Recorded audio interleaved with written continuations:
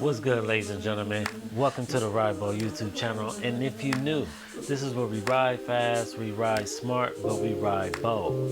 And on today's episode, yes, it's the Zwift games, a stage 3. This stage they say it's gonna be a little doozy because it got some climbs in it. So I'm not a really good climber, but I've been working on it. Don't trip. I've been working. So I'm gonna try my best. We're gonna get it in. So please follow me, subscribe to the YouTube channel, and stay attached to the Zwift game series because this is not gonna do nothing but get harder. So let's get ready to jump into this race of stage 3. So as normally stage 3, everybody starts off quick. This one was actually faster than normal, only for the fact that it goes straight into a downhill. And then we get straight to the bottom of the hill and go straight into the first climb. And my agenda is, again, not to use my power up and all the way until the end. And I gotta use nothing but natural power up these climbs. So I wanted to take the first climb, see how the field is reacting. And the second climb, because it comes right after, we go to a short descent after this climb here. So I just wanted to see pretty much how the field is going to react.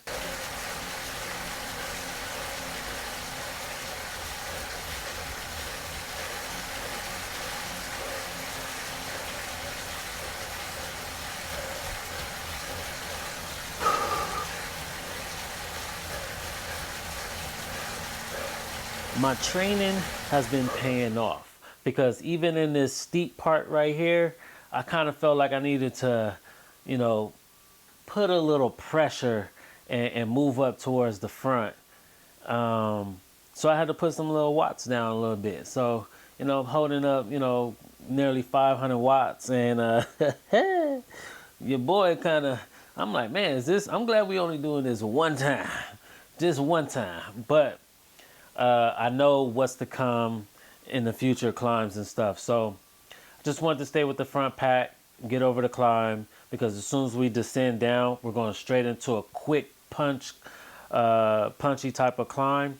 And I felt like that one, I kind of wanted to set the tone. So we get to the top, and this part right here is a false flat. It's very deceiving. We're still climbing at 4% grade. So here you still got to be on the pedals, like constantly steady on the pedals. And yeah, just now we get to the descent, because if you feel like you get to the top and you just chilling, you're going to get left behind easily, very quick. And I'm not going to lie,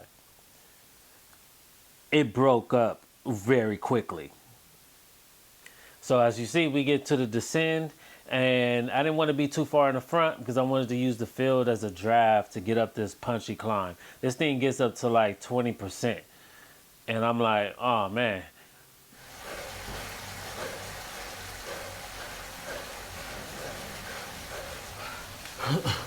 Let's go.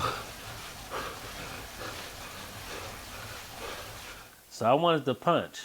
And I see a couple of riders get up towards the front. And I'm like, okay, if they got the strength to get over this top, because after this, it's a descend, and then you pretty much going to go into the flat zone if possible. But I catch myself up in the front, and you know what? I said I wanted to keep the pressure, so I kept the pressure, man. I kept the pressure, and I'm like, I want to be the first one to get past this KOM thing to get to the descend.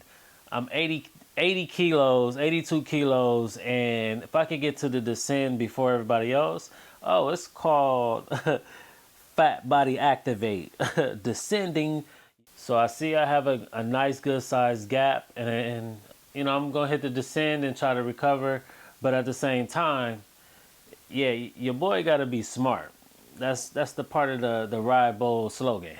You have to be smart. So I know there's one more climb that's very long, and I know I'm not going to be able to like try to solo away and then push myself up that climb by myself. So, you know, to be on the smart zone, I was paying attention if they was going to try to catch me back. If that number of distance would have went up to like 6, then I would have kept the pressure and kept pushing. But it dropped down to 4 seconds, and I was like, they're gonna come to get me. And then just to speak about, you know, why when you're climbing you should add the pressure, especially over the top, because I want y'all to see the amount of damage that I created. Look how many gaps there is. And what this does, it helps me eliminate me racing against a full 194 riders to about good 40 riders. Like, keeping the pressure going up the climb, people hurting. They hurting in the back. So, hey, if you take any advice, practice on trying to keep that pressure up the climb over the top. And because if you hurting, trust and believe, they hurting too. So, in the meantime, we're going to speed this up and get to the long climb of the day. So as we interrupt this climb, I did not want to push super hard. There's pretty much a little 5-6% part. You see the orange section, and then it kind of levels out, which is the blue section, and it goes right back up again. So in this point, I just wanted to try to keep it steady and just flow with the people, you know, just see what's going on. If it does, attack does go, I probably would have pushed it just to go with that person. But maybe if it was only just one, maybe not go with him. Just see what he does. How far of a distance do he get? I wanted to be the first one over the top, just so I can float right back in, like I can recover and float right back in. But you got to watch that though, because somebody can just really counterattack you. In this section here it's actually flat, so all you got to really worry about is just pretty much just recovery. If you could just stay with the group and just recover before you get into the next section, yeah, you should survive. You should survive this. So we're going to hop over into the big climb of the day. So we came down this section. Now we're going right back up this section. And in my mind, I'm like, this is going to be tough, but I have to stay with the group. And I got to make sure I have an even balance between how hard I push and pretty much me not peaking, just to try to stay with the group. So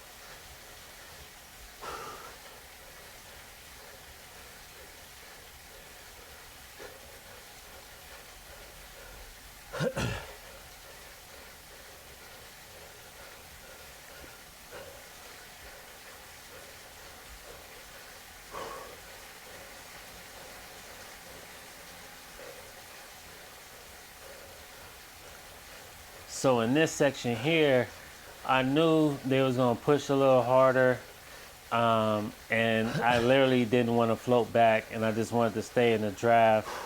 And I was trying to time myself of when I was going to get out the saddle. Come on. I just really wanted to like really get out the saddle where I could stay out of the saddle all the way to the top. But if I would have got out a little too early, I probably would have burnt myself up just a little bit. So you come around this bend, and then I just felt like I needed to get out this saddle just to get underneath that banner and just, you know, finish it strong. So hopped up, got out of that saddle, and just pushed over, man. Like, and then sat back down just to recover, because we do have a rider that's off the front, but he pushed really hard, and yeah, he gonna have to come bring it back, because I know he tired. This was tough. This was tough. I'm scared for stage 4. So from here, we still got one more punchy climb. So you go down this descent, and I definitely wanted to recover, and so I can be able to save the legs and get ready for the next climb of the day.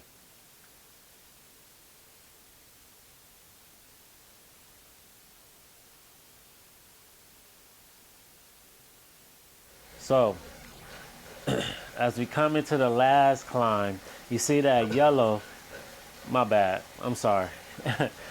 As we come into the last climb, I'm gonna let this play all the way through, but I definitely wanted to, mentally I really wanted to put the pressure on, because I don't know who still has a feather left, but I know I wanted them to use it before we got to that yellow section.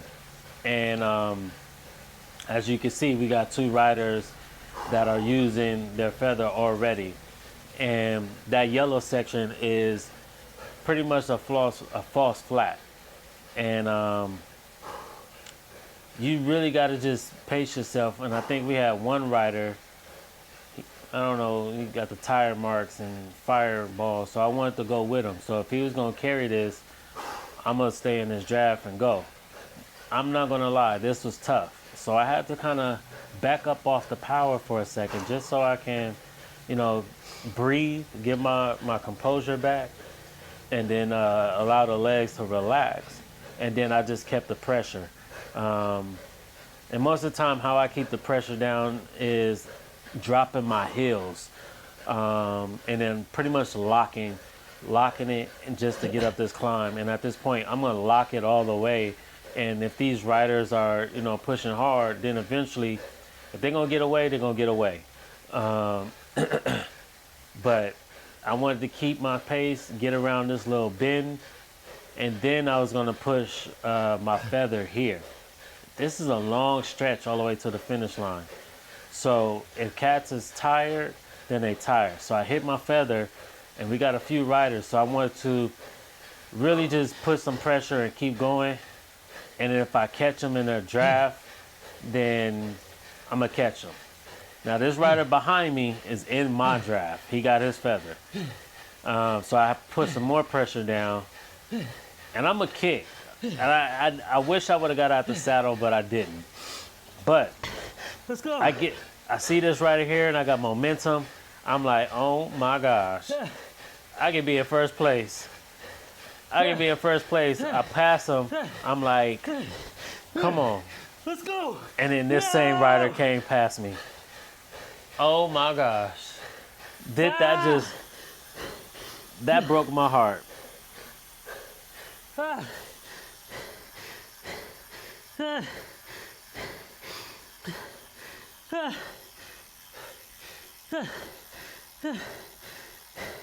Shoot.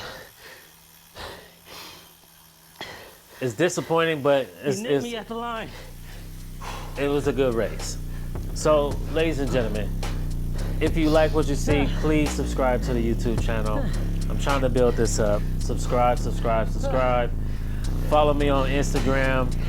And make sure y'all, man, come follow me back and see what Stage 4 got for me. And until then, ride fast, ride smart, but ride bold. Catch y'all in the next episode. I couldn't even get out the saddle on that one.